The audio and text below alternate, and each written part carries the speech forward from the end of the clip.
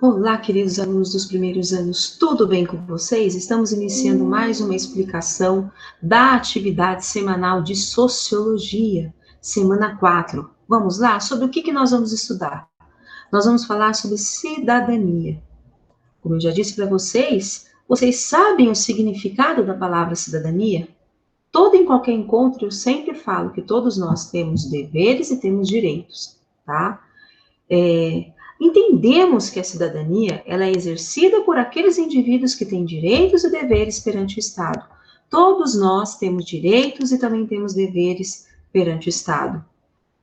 Nesse sentido, pessoal, é necessário refletirmos sobre o nosso papel em sociedade, certo?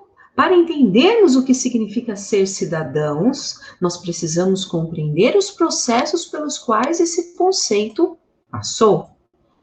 De onde vem a palavra cidadania? A palavra cidadania vem do latim civitas, cidade, o qual também tem a sua correspondente grega, polis. Essas palavras dão origem aos termos que envolvem o mundo da política, tais como cidade, civilização, civilidade, política. Nos dois contextos, Grécia e Roma, eram cidadãos aquelas pessoas que participavam da vida pública na cidade, porém, estavam excluídos os jovens, as mulheres, os pobres e os escravos.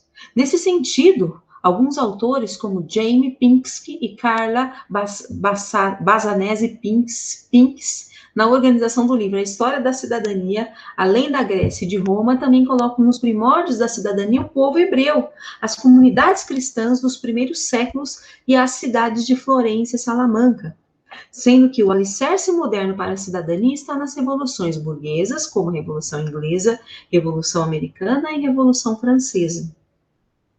A ideia de que cidadania parte da execução dos direitos civis, políticos e sociais vem do sociólogo britânico Marshall, o qual estabelece que cada um dos direitos foi reconhecido em um período histórico, sendo os direitos civis no século XVIII, os direitos políticos no século XIX e os direitos sociais no século XX. De modo didático, nós podemos classificar os direitos das seguintes formas. Direitos civis, no século XVIII, os direitos civis estão ligados às liberdades, ou seja, nossa liberdade de expressão, liberdade religiosa, liberdade de adquirir uma propriedade, liberdade de ir e vir. Direitos políticos, no século XIX, os direitos políticos estão ligados à administração pública do Estado, ou seja, o direito a eleger ou ser eleito para um cargo político. Século XX, direitos sociais. Os direitos sociais estão relacionados às lutas sociais do século XX, que cobravam do Estado uma responsabilidade na garantia do bem-estar da sua população, por meio da educação, da saúde, da moradia, o trabalho, a previdência social. É importante saber que, apesar do reconhecimento dos direitos civis, políticos e sociais como garantia de cidadania, por muito tempo as mulheres, os jovens, os pobres e a população negra, juntamente com outras minorias sociais, como indígenas e ciganos, estiveram excluídos desse reconhecimento. Nós percebemos que a classificação proposta por T.H. Marshall atende a uma realidade, a britânica, pois, nos mesmos períodos, não tivemos a discussão sobre o reconhecimento de tais direitos. Assim, no Brasil, a compreensão que temos hoje não nasceu com o surgimento da República em 1889, de tal modo que, em análise do Brasil no período seguinte à proclamação da República, o historiador José Murilo de Carvalho faz uma análise, e essa análise é descrita no nosso PET. Vamos ler, pessoal? Ele diz: no caso da ação positivista, e quase todas as lideranças republicanas que se preocupavam com o proletariado fazem em função da influência kantiana, as consequências para a construção da nova cidadania foram ainda mais sérias. A noção positivista de cidadania não incluía os direitos políticos, assim como não aceitava os partidos e a própria democracia representativa. Admitia apenas os direitos civis e sociais. Entre os últimos, solicitava a educação primária e a proteção à família e ao trabalhador, ambos obrigação do Estado.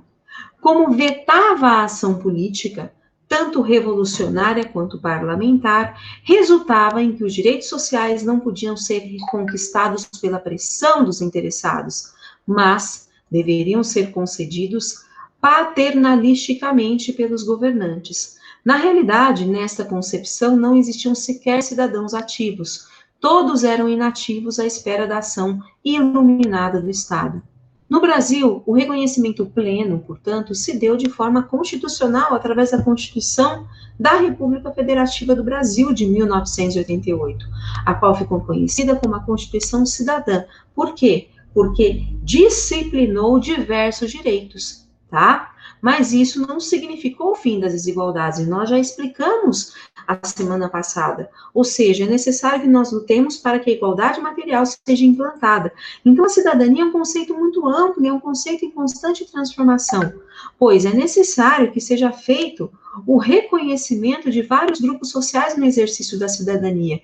É aquilo que eu sempre digo, ainda existem grupos que são excluídos socialmente, ainda tem grupos que tentam buscar esse acesso à efetivação de direitos. E esse é o nosso papel, é o nosso dever enquanto cidadãos. Nós temos que fazer a nossa parte, nós temos que ser mais ativos politicamente, nós temos que denunciar eventuais irregularidades, esse é o nosso papel.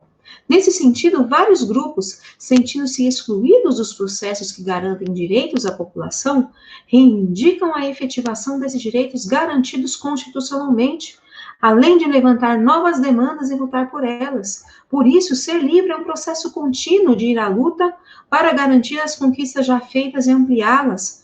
É isso mesmo que parece ser a nossa liberdade, uma conquista, nunca um direito assegurado. Certo, pessoal? E justamente o exercício da semana pede que vocês pesquisem a respeito. Quais são os direitos fundamentais que são garantidos na Constituição? Eu vivo citando em sala de aula. Os direitos sociais, principalmente, o direito à educação, o direito à saúde, o direito ao lazer, hoje o direito à conexão, o acesso à internet, tá? O direito a morarmos em localidades atendidas por uma infraestrutura básica, é um direito, tá? Ou seja, viver dignamente é um direito. Exercício número 2 também fala sobre os direitos que são básicos, e vocês têm percebido que esses direitos têm sido efetivados na localidade de vocês. Tá? Ou seja, a atividade da semana pede que vocês façam um exercício de governança. Que medidas vocês podem tomar para mudar a realidade, tanto da nossa localidade, do nosso município, do nosso estado e também, por que não, do nosso país. Essa é a atividade dessa semana, queridos alunos. Reflitam, pensam e tragam as suas contribuições respondendo os exercícios da semana com propriedade. Qualquer dúvida, eu estou à disposição de vocês, queridos alunos. Um grande abraço.